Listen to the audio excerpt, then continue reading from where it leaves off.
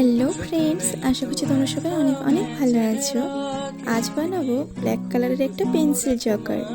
তো তার জন্য নিয়েছিলাম শেষ হয়ে যাওয়া সুতোর রিল আর ব্ল্যাক কালারের কাপড়, যেটা আঠা দিয়ে আটকে দিয়েছিলাম। তারপরে হোয়াইট কালার ফেব্রিক দিয়ে সুন্দর করে একটা ডিজাইন করে দিয়েছিলাম। এই ডিজাইনটা আমার বোন আমাকে দেখিয়েছিল, তো সেই ডিজাইনটা দেখে দেখে ইন্সপায়ার হয়ে বানানো। তো ডিজাইনটা হয়ে যাওয়ার পরে কানের দুটোতেও ডিজাইন করে নিয়েছিলাম। তারপরে একটা চাম্পস নিয়েছিলাম যেটা পাতার শেপে ছিল, সেটা সুতো দিয়ে ওই হারটার সাথে আটকে দিয়েছিলাম। আর সাইডে সাইডে কিছু সিলভার ঝুড়িও সুতো দিয়ে আটকে দিয়েছিলাম।